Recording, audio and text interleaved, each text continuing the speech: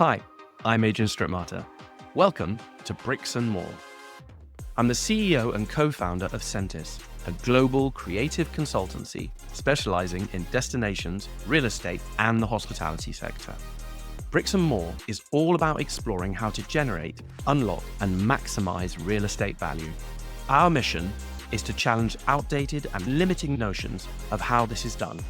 In each episode, we talk to top professionals to uncover innovative strategies that drive short, medium, and long-term gains. So if you're passionate about making real estate more valuable for more people, you're in the right place. Welcome to Bricks and More. Today, we're diving into a product that is at the forefront of the transformation in the office sector. I am talking, of course, about the unstoppable rise of flexible workspaces. So, is Flex just office rebranded? Or is it a fundamentally new way of using workspace that can unlock new streams of value for landlords, tenants, and investors? In a market where tenant expectations are rising fast, lease models are evolving, and experience matters as much as square footage, Flex is certainly challenging the way we think about office assets. But can it also be a competitive advantage driving NOI growth, attracting high-quality office occupiers, and future-proofing portfolios? To find out more, I am delighted to welcome Natasha Morris, Director of Flex Offices at Landsec, where she leads Mayo, Landsec's premium design-led flexible workspace brand. With a career spanning asset management, development, and operations across sectors from commercial offices to residential, industrial, PBSA, and now Flex, Natasha really has a rare 360-degree view on how to create value at every stage of an asset's lifecycle. So let's dive straight in. Hi, Natasha. Welcome to the podcast. Hi, thank you for having me. We did have a pre-chat, but we're now officially starting the podcast. A few personal questions to start off with. We've worked together in the past. You've worked across quite a wide range of, I'd say, sectors within real estate. What has always been your kind of the red thread or the guiding principle between those different roles? What is it that attracted you and maintains your interest in the sector? In the property sector in general, I think it is that variety, being able to switch up sectors or be thinking about different customers, standing in their shoes and trying to think, well, what's their need or what's their pain point and how are we going to shape the real estate to meet their need? Mm-hmm. Do you think there's a bigger focus now on that part of the equation of how real estate can really meet those needs, those challenges that all businesses can have or do have? Definitely, because we talk a lot about value and how we're unlocking value. And I've always sat in a commercial role. So value to me and how you define it would be financial for whatever company I'm working in. And the way that you unlock that value is by unlocking it for your customer. So if you can understand and what their needs are and deliver something for them, that's where your value is. It really now is about the real estate partner and the customer understanding each other and that we're working to their benefit. We'll get their loyalty back in return.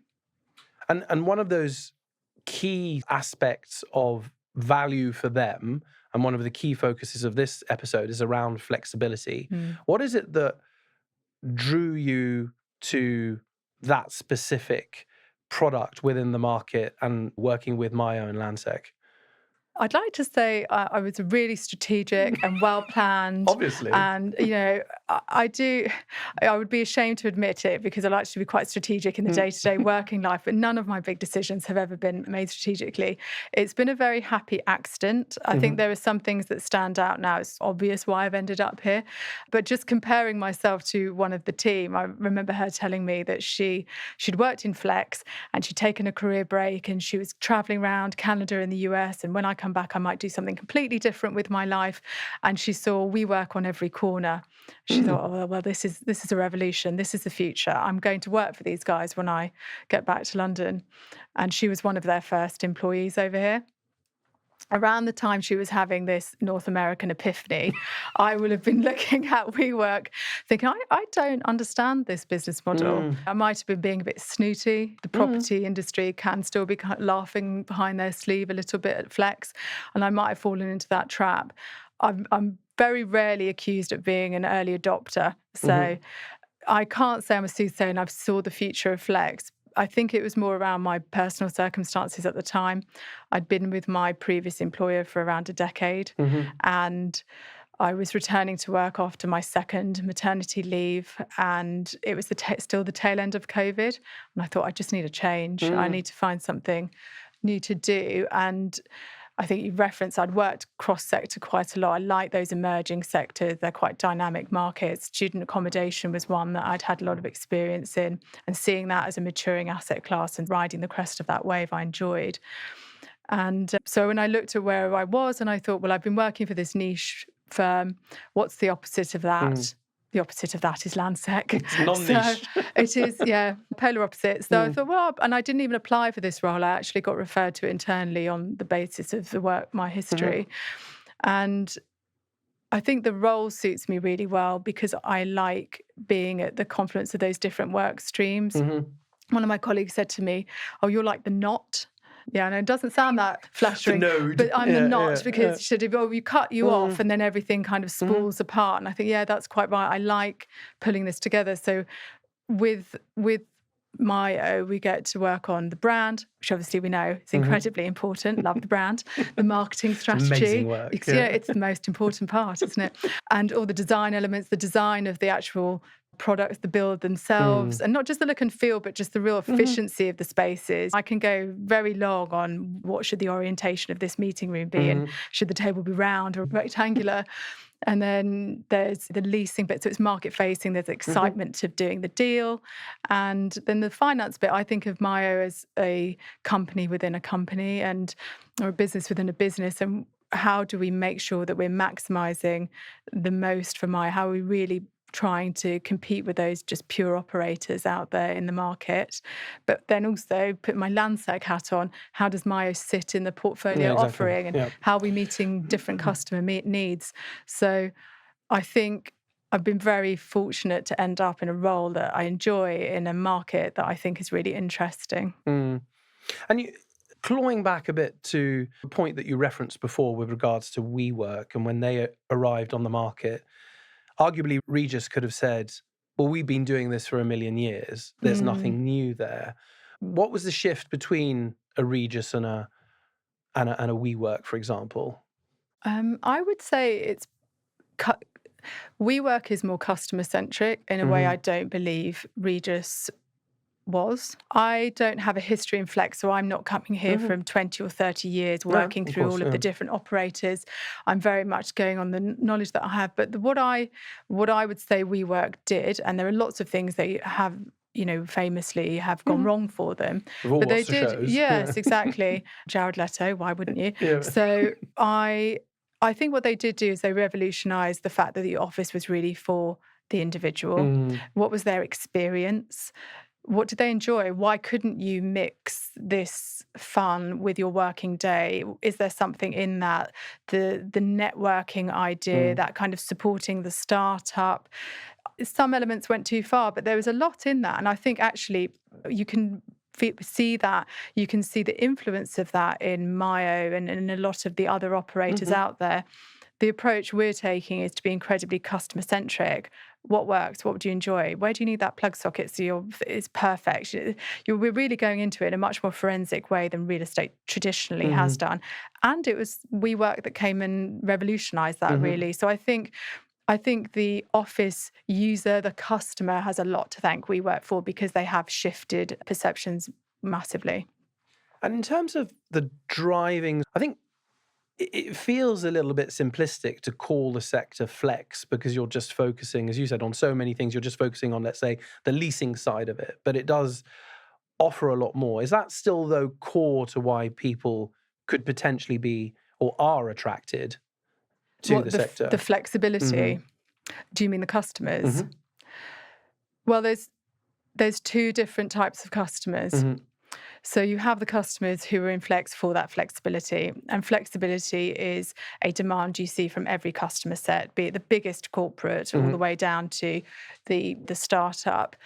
I'd say even more so since the pandemic. Nobody quite knows the right sizing your office is still a conversation that's Massively. going on. Right sizing your portfolio, how much flexibility you need. And you can see that people have got it wrong. And of course they have. It was a once in a lifetime difficult thing to try and work out. People were saying, are offices ever going to come back? And what we've actually seen is they absolutely are. And they are essential to maintain your culture and your productivity in many ways. So I think there's that customer who really wants either something immediately that they don't know how much they're going to be committing to, or who needs it just from their own business required, their scale-up capabilities. They don't know in 24 months what their requirement's going to be. There are other customers who are looking at it from a completely different lens. Flex is more than just flexibility. It's a catch-all for now managed, all-inclusive offering. And that's a really compelling offer to a lot of customers. I think there's something inherently valuable, going back to value, of handing that over, or us saying to a customer, give it to us, we'll take care of that.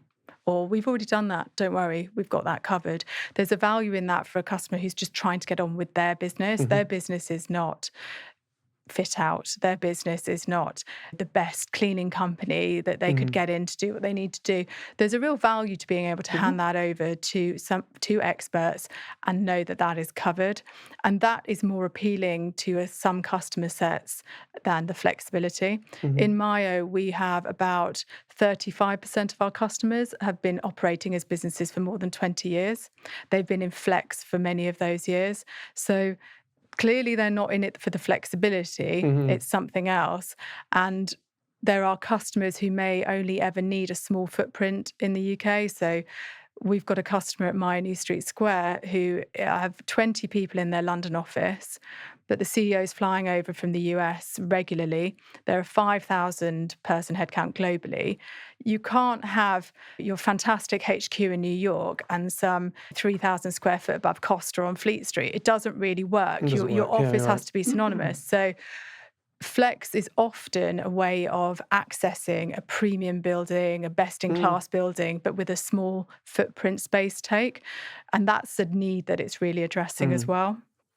And then that's from the customer perspective. And we were talking about the evolution of the landlord and the way that the landlord interacts, manages their real estate portfolio. And we've always coined it as the landlord metamorphosis, from going from the landlord just picking up the rent to an active landlord to what we were talking about before, which was an owner-operator, which obviously fits the model. Why did Landsec feel the requirement to create a product such as Mayo and to become, in some instances, really that owner-operator?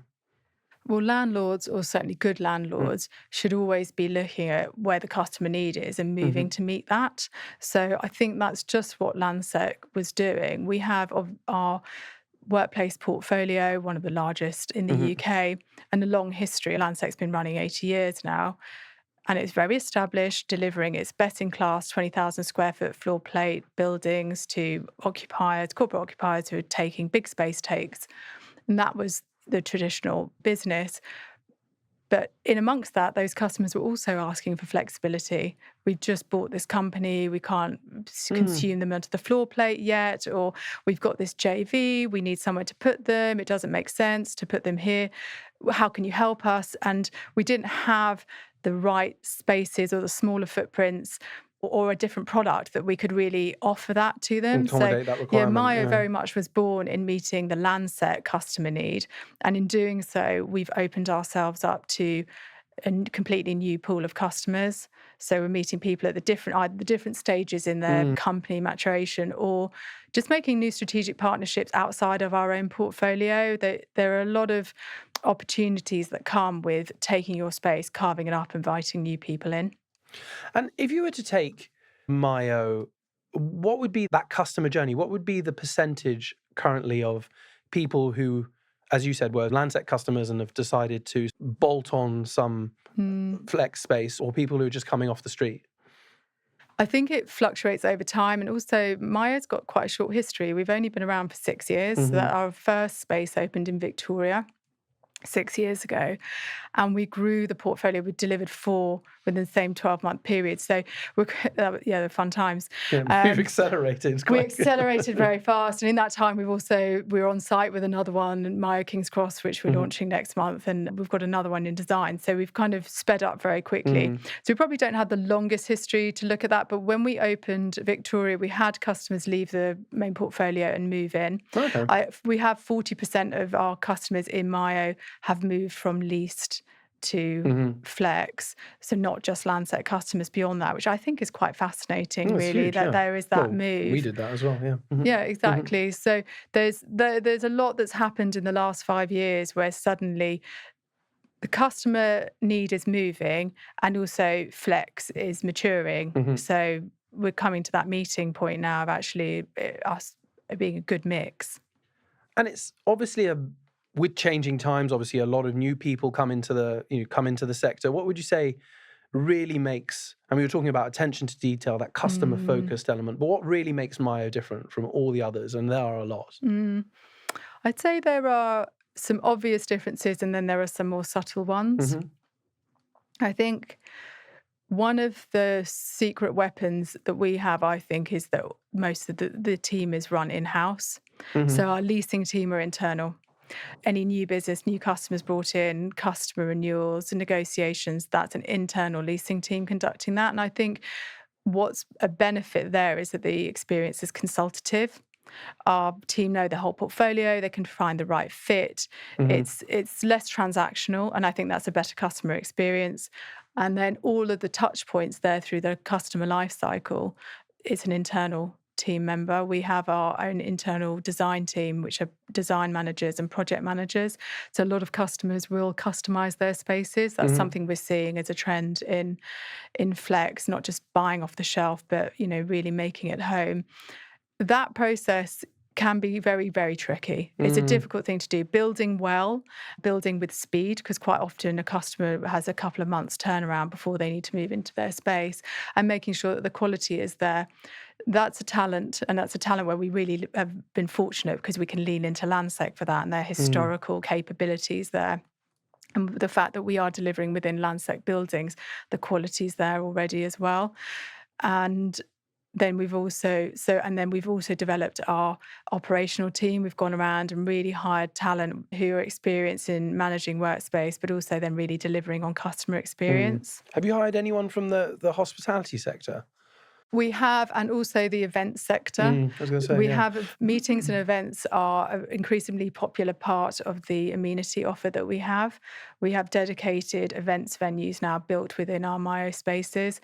And with Myo King's Cross that's coming up, that's a step further because we have, in an 80,000 square foot development, 30,000 square foot of that is amenity, and some of that's event space. We have 13,000 square feet building, which is just a pure event space, the kind of space where you'd have your auditorium, your breakout. We've got all day or all week. We call them project rooms. The C-suite might be saying, right, we're going to nail the strategy by Friday. They're going to take that space.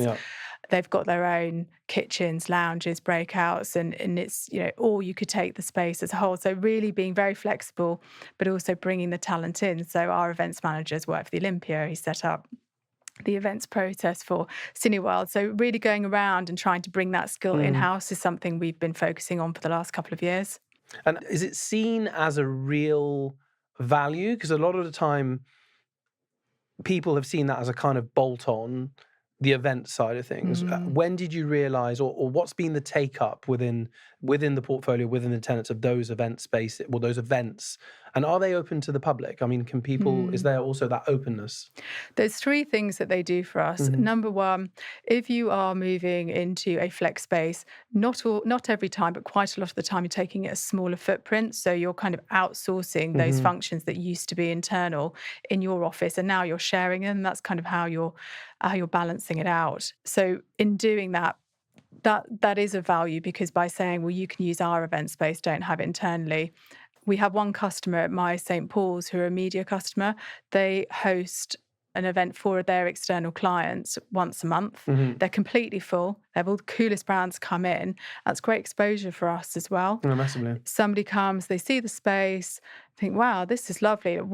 Our customers use that as a brand enhancer for them because our spaces are so beautifully designed, which might be not achievable for the size of company that you are, but when you're willing to share, you can leverage off that.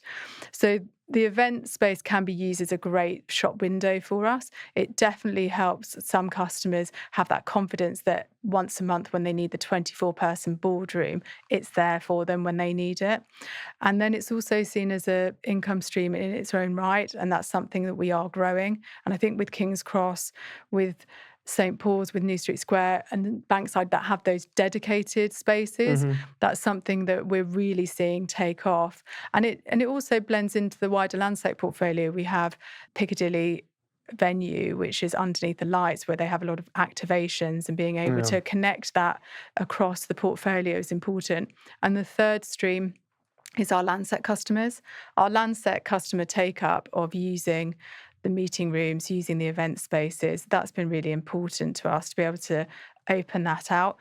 And it's funny when it comes up when customers might need it. We've had one customer move out so we could go through and upgrade their building. Whilst they were in temporary space, they didn't want to drop off in the look and feel and quality of their client arrival experience. So they were hosting all of their external meetings with Myo, not letting them back of house and then moving back into their shiny new office. So having these spaces within the portfolio just allow us to capture customer need when it bubbles up. Yeah, and actually respond to that as being a partner, whatever the need and whatever the time frame of that requirement would be. Exactly. If one of our customers has a real estate need, we should be meeting it. Yeah, exactly. In any other way. They shouldn't have to go outside a portfolio. That's what we're trying to get to. But even to be exactly within the portfolio, but also to be seen as a temporary solution, because what is temporary? I mean, it could be a month, 2 months, 3 months, and as you said, that is going to grow a revenue stream as well. Yeah. What is the ticker, the choice to say, yeah, this one does or doesn't require it? Or do all buildings require it, actually? Not all buildings will work because of their layout, really. Okay. Flexes can't be squeezed into any building, or certain floor plates don't work.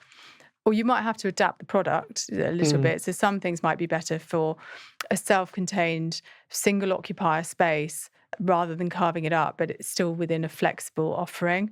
So the building type does actually influence a lot. But then there's also sub-market.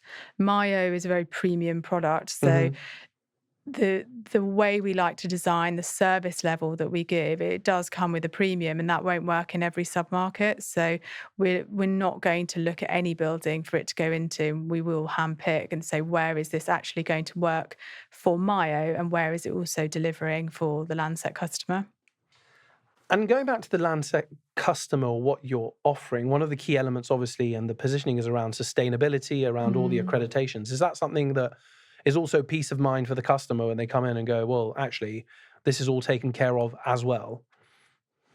Yeah, I mean, we probably go further than many other operators in that space. I think we can, because we're in Landsec buildings. It's very hard, and has been historically hard, for flex operators to really play in that space, because not all operators can access the quality of buildings like a Landsec building. So we're, coming here with a running start. And I think one of the principles we've brought forward, because Landsec has such a history of designing sustainably and developing sustainably, is that we've taken that into WELL accreditation, I think you mentioned there. And so that's very much designing for genuinely healthy spaces. So on the one side, you've got sustainability, which is more about carbon and the planet and energy use.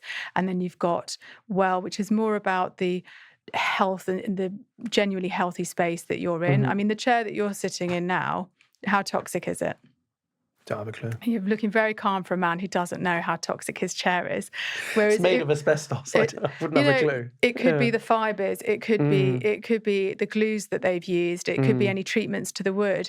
When you're in a Myo space, you don't have to think about that, because it's all taken care of. And even if you never think about that, even as a customer, it's not been front of mind. Well, I will now. Well, you will now, but not every customer has that as background, Yeah. or at the moment has it as a priority, because when you're a business owner, you've got, your top 10 priorities. Is that one always in it? We're not sure.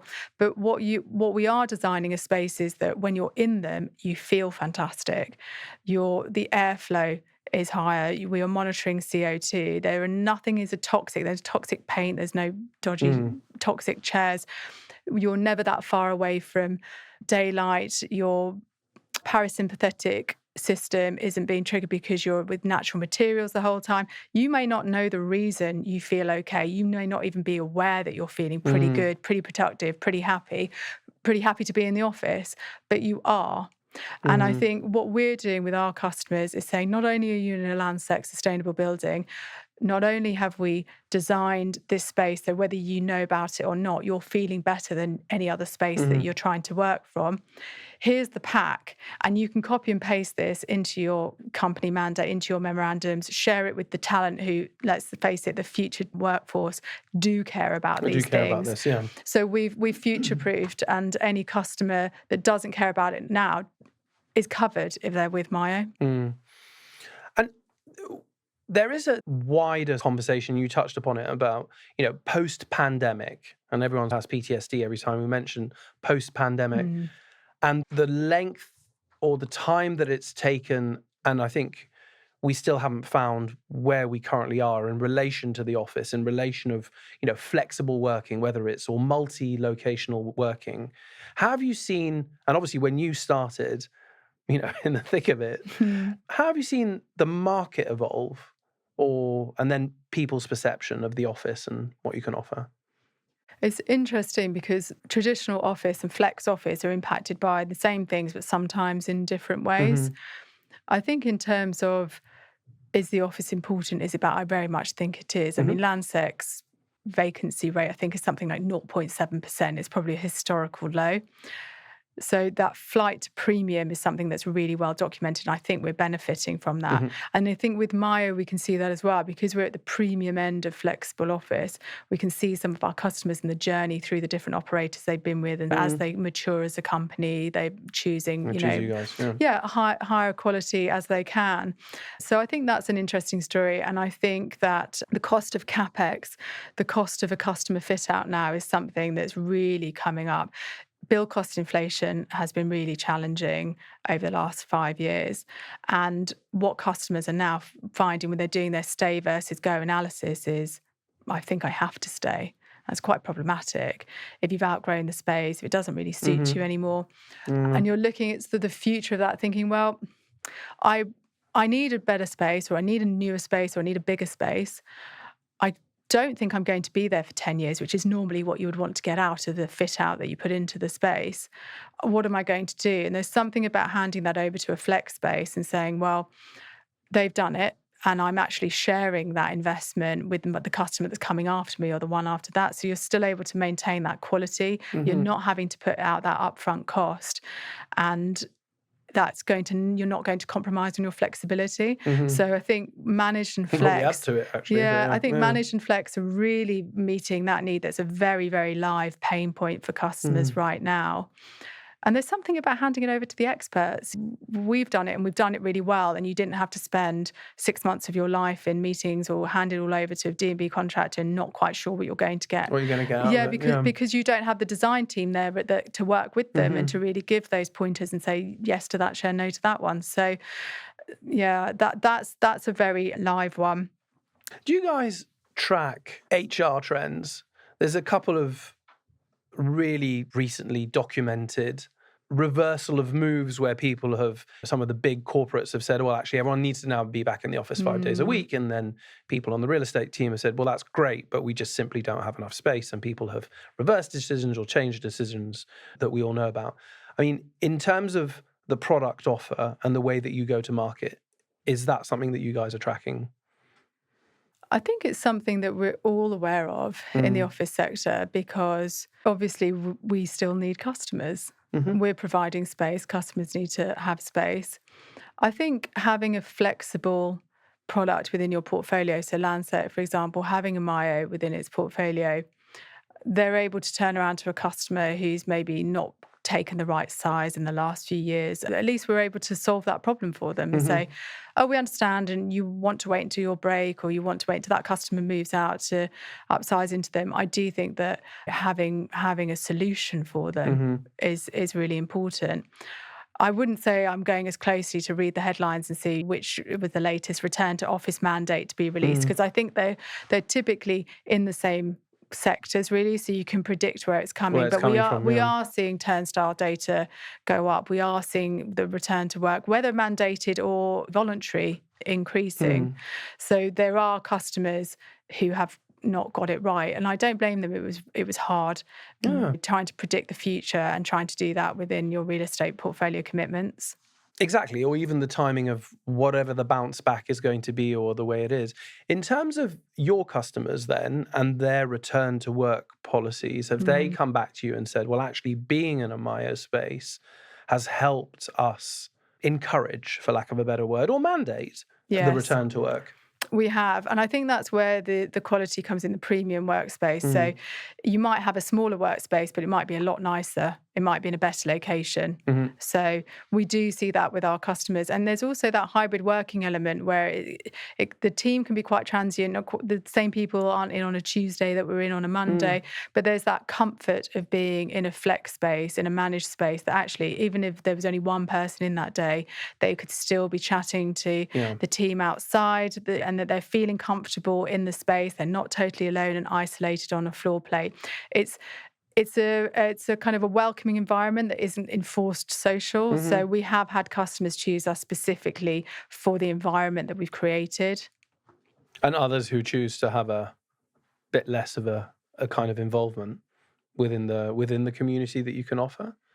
Well, I think that a flex space is a little bit like the pub, isn't it? Everyone likes going to the pub, but they normally talk to their own friends. So you like the background chatter and the noise and the movement and what's going on. But I mean, you might start knowing a few regulars and you might say hi, but it doesn't mean you're walking in every day trying to do a deal with everyone or recruit them. It's just friendly and familiar, and you're comfortable, and there's a bit of energy about the space. What would you say then how do you see the market evolving with regards to offices and consumption? And do you see there's a lot of chat around generational differences, which personally, not a massive fan of. I think it's a oversimplification and just an easy cop-out. I think people are people, so they might crave the same things but differently. Do you think, have you guys spotted a massive difference in the way that generations engage? We have looked at our customer profile across the portfolio, and we're very cross-industry, so you couldn't say any one type of industry. When you look at the demographics of the members that come in, it varies slightly from Maya to Maya, but nothing that defined. It might be that we have a slightly more mature business in our spaces, that we're maybe not overexposed to that brand new entrant to the market workforce. I don't think it's been strikingly obvious, but what I do think is front of mind for the decision makers is the culture, the amenity, the location. So I do think that travel times have really come down in terms of walking distance from the transport hub. I don't know if that's generationally led, or maybe that's just because people have moved out. So that's been a very definable trend. I think having a lot more awareness around the health and well-being of the team, that seems to be coming up quite a lot. So with Maya King's Cross, we've got an entire wellness suite really in the lower ground. We've got a fitness studio, we have a gym, we've got changing rooms, towel drop, cycle park end of trip that you'd expect. We've also got 2 treatment rooms where we can have revolving different types of therapy in those spaces. We have terraces throughout, multiple breakout phone booths, because I'm not sure the younger generation feel comfortable just sat on the phone. Do you remember when we all sat there with the phone and chatting away? That's one of my key lines. Get on the phone. Get on the phone. Get on the phone. I don't think the confidence is quite there in the same way when we just had to pick up the phone and get on with it. Whenever you ask how many phone booths do you need, the answer is always there will never be enough. So I think that's probably the only really definable thing. But I do think amenity, and when the customers are coming around and touring the spaces, that's what their feedback to us is, right? This has got everything. I'm going to be able to recruit talent, because I do think there is a feeling there that they are competing for the talent that they want. Certainly the customers in our spaces. So we are having to develop to that. So perhaps we're being influenced subtly by that. By that as well. So obviously, WeWork, to a certain degree, marketed itself as a tech company. We had Rebecca Tobias on the show a couple of months ago talking about the importance of OpCo, PropCo, but the tech stack. What is different about the Myo tech stack, or where is it at the moment? I'm not sure I entirely agree. Okay. I think we are delivering quality real estate with excellent service. That's what I think the customer's after. I think we're a technology business. Whilst they are very good at things, and their app is great, and there are aspects that enhance the customer experience, the core offer is a physical office space with great service. So I don't think I take the same view. On the tech stack specifically? It's a very important part, and being able to meet whatever tech requirement your customer has. And what tech's supposed to do is really remove the friction, and those kind of things. You don't always sing from the rooftops. It's just a bit easier. Why? But it works and it's better. And I think that's good. But it's not really what I think we're doing. I think the tech evolution has to come along with the space, rather than thinking of it as a separate solution in its own right. Separate solution in its own right, yeah. There have been obviously, it's as we mentioned, a hugely competitive market. One of the new entrants that I've found extremely interesting has been 25 hours, part of Ennismore, part of Accor, so a hospitality provider, having its flex solution, office flex solution. Do you think that's a potential trend? In a similar way that you have, I don't know, car brands coming into branded residences and so on and so forth. Do you see that some more hospitality or lifestyle operators might start to think, well, there's something to be taken and had here in the office sector? I mean, look at Soho House or any of those kind of spaces. I don't think it's new. It's just where is it going to take off? I suppose it goes both ways. Hospitality maybe is going to start offering more office, perhaps, or maybe office is going to start thinking more like hospitality. That's the lens I'm looking through. I'm coming at it from a property point of view. I think the one thing I would say is offices probably look quite simple, because you think, oh, there's walls and there's desks and there's a door and there's a key and off you go. And I think it is a bit more complicated than that. Buildings are complex things. They're almost living things. There's always a problem to be solved. There's something to be managed. There's quality of build. There's also designing for day 2, day 3. These are skill sets that maybe don't sit so naturally within hospitality, where they're creating your experience for shorter time periods, for touches, for a highlight and off you go. It's not a longer term experience. Even like your hotel operator, you might have somebody staying with you for 2 weeks. It's very rare you're going to have somebody staying with you for 5 years. And I think that's probably the attitude I would take around that. That's interesting. Specifically around maybe one Myo project, you were talking about a launch, an imminent launch. How does it work in terms of the launch of such a building, of taking the product? Could you talk us through one case study, and maybe it's the impending launch? The impending launch of Myo King's Cross. So this is exciting for us because it's our largest, and as I was explaining earlier, it's outside the Landsec footprint. There's the acquisition of this building. We have to go through a whole design process there, where we're trying to look at the customer market, what the demand for the different sizes will be. That Myo in particular has anything from 12 desks up to enterprise spaces, which could go up to 9,000 square feet. So some of these enterprise spaces can be self-contained worlds, but it's almost like Flex Plus, because you can take 5,000 square foot, you've got your own kitchen, breakout, meeting rooms, your own dedicated entrance. You feel as if you are a traditional occupier, but you get all the bells and whistles that comes with the rest of the building. So we go through that whole process, and then thinking about, well, if a customer moves in here and they want another meeting room or this, how are we going to build in that future flexibility? We spend a lot of time doing that. Thinking about what amenity needs to go in, working with the external design team, taking that through planning perhaps, through the design stages, and then through the delivery. And then along comes the launch. And what you're really doing is launching to two markets. There's the direct consumer, the direct customer, and trying to get your message out there. That's where your brand comes in, and your marketing strategy around how do you reach that B2C audience. And then there's also your agent and broker market who are really out there finding customers, bringing them to you. They're our partners in the scheme as well. So we've got a launch day coming up. I think it's from 7 a.m. to something around 10 p.m. So it's going to be a nice long day for me. Good old launch. Yeah. And the approach we're taking with that one is if we're selling space, that's great. You can get a view of that and a feel for that on a tour. It's hard to get an understanding of service on a tour. So we're inviting the agent and broker market to stay for the day. We're activating all our spaces, use everything, be a customer, so that when you're talking about us, that you really understand us inside out. We have then a lease up program where we're expecting it to take a certain amount of time to reach our stabilised occupancy. And it's a good couple of years' work. Sure. And a long launch. And a long launch. That day will be a good day. I'm looking forward to it. It's over. It's done. Exactly. It's a kid's birthday. We're just going to lease it now. That's the fun part, right? How well would you say to the consumer? I mean, WeWork is obviously, I would say, at the pinnacle of where we got to in terms of consumer knowledge of a brand. How well or how recognised do you think Myo is? It's always weird to say B2C, but let's say on that scale. I think my feeling is WeWork are probably the only ones to have done it.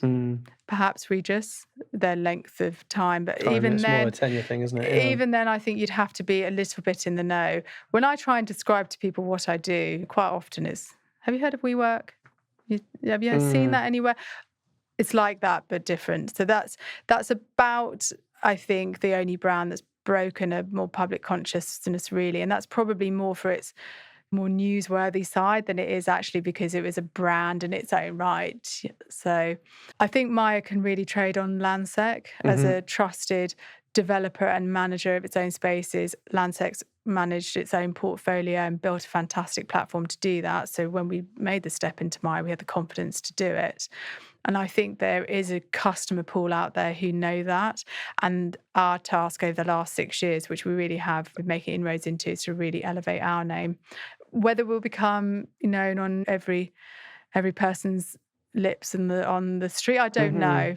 I don't know if that's possible. And it's built over time as well, because I'm just thinking about the hospitality sector. A lot of those brands have been around for a really, really long time, and you will have had a touch point with them at some given point. But everybody's been to a hotel. Not everybody's needed to find an office. So if you're coming to a Myo building, that's true. We're not Myo blazoned above the door. Our brand is that our brand sits behind the customer's brand. So when you're going to see one of our customers, you're just going to Myo St Paul's one new. You're not even going to Myo St Paul's. You're going to one new change. If you're going to Myo Piccadilly, you're going to Lucent, one Sherwood Street. So it's we're probably hiding our brand in that respect because out of respect and putting prominence on the customer. And then how do you see the market evolving? Do you see not necessarily new entrants, but you were talking about constantly being in tune with what the customer wants and constantly making those incremental improvements to the product. Where do you see it going? I do think there'll be new entrants. There are different people coming in to solve different parts. So managed is a bit of a growth where the landlord might fit the space and works with an external partner as a wraparound to deliver the services, sometimes deliver the fit out and the services. So that can work. There are some good people out there doing that. That's definitely a growth market where maybe some customers feel ready to leave lease but not quite ready to go into flex, or they maybe have those preconceptions of flex. So that's their stopgap for now. So that does seem to be a growth market. So how do you guys see, I don't know if it's part of the answer or not, but see like a convene? I find it interesting that convene is talked about in the context of flex workspace. I think perhaps they've delivered a flex workspace in the US, but I'm not sure they actually went through with it here at Bishopsgate. I think that's an events-based business, and events have a feature in your corporate working life, but they're not your office. So I don't see how it marries, although I know that's where they position themselves. I can see how event space work within our offer of office with event space. So I think it's really interesting the weight and the importance that you've put on that. Myo being an event provider, a social calendar provider, because I think if you then open that up to a broader, oh, you can come to my office, there's a really good talk on XYZ, it's a super great vector for recognition and I mean, other operators have really used that as part of their brand. They've kind of been getting those speakers in to raise their own profile. We've gone down a different route where we give a customer experience program where we're trying to put some joy, interest, learning, excitement into our customers' days. And the event spaces are for them to use for their own work purposes rather than us kind of inviting or using those spaces to raise our profile. We see it as very much, what tool do you need to do what you need to do really well? And is that having a space on site that can hold 80 people theatre style or, 50 people scrum style or whatever it might be, and we can handle your guests if you want to. So it's really being able to use the event spaces those ways. That's how we've looked at that, rather than probably that more social side where it's that networking get together or using that those kind of guest speaker experiences to raise the profile of the brand a little bit. We're a lot more private because we don't offer day passes. So if you're in a Myo, you're only there if you're one of our customers. And that's, again, the whole maturing business. You kind of get to the point where you don't want that transient nature in the lounge outside of you. What I do think is an area we need to look at, because it's maybe customer demand, customer expectation, where we could get to, and going back to some references you picked up earlier, which was hospitality. I think F&B, hospitality, more members feel more available. That seems to be something that is coming through, but it's traditionally quite hard to deliver well and profitably. And there are some operators in that market that are really pushing into that. So I think that's going to be interesting. That's what I'm watching to see, how does leaning more into the hospitality side benefit the wider business. There's you talked about a lot of opportunity, and it does look like, social trends, HR trends are all going in that direction as well. As you know, we run a business, and all those, we would fit that 2 criteria of why we would choose an operator like Myo. As a final question, do you see there being any challenges? I mean, we can't predict another pandemic, but do you see there being any challenges to that kind of relentless rise of flex, or the offices being repurposed, and that goes in the direction of Myo? I think that the business model already has that element of risk because of the flexibility. So what you're looking for in those circumstances is a depth of market. So we want our customers to stay with us a long time because we're meeting their needs. But there's also that idea of, well, you don't want there to have a saturated market where there's so much offer that actually then that does become challenging, because when you're trying to deliver to a certain level, and certainly your service to a certain level, there's a cost to that. And I think my other worry would be potentially flex is not new. So there are a lot of landlords and investors who way back when have been burnt, where maybe flex SPV has handed back the keys and, all those kind of problems. So I think reputationally we're trying to grow out of that space. And if we're going to continue to grow, we need investors and landlords to be on side as a marketplace to continue to evolve. So I think they're probably the risk. We want the right growth. We want the customer to be there. We want to have that depth of market so that we can be really confident that the short-term nature of those leases aren't the issue, and that once they're our customer, they're ours to lose. Even if they'll be jumping through different leases, but they still remain with Landsec, basically. That's very true. I mean, we opened Victoria 6 years ago, and we've had customers with us since we opened. So the flexibility, who cares? The average length of lease is getting longer and longer. Taking a 24-month contract now as standard when you come into space is becoming more and more normal. I think in the 3 to 5 year world, where flex is getting longer and maybe traditional is getting shorter, the risk around the flexibility is becoming less of the issue. It's will we have a sustained depth of demand? And I think the only thing I don't want to do is have any reputational issue that punctures that again, that takes that confidence. Either the customer believes the operator will still be there tomorrow and they pay the electricity bill and all of those kind of historical assumptions. Issues, yeah. And No, I think, well, that's a very positive outro, Natasha. Thanks ever so much for being on the podcast. It's been a joy to have you. Oh, thank you very much. Thanks for listening to Bricks and More.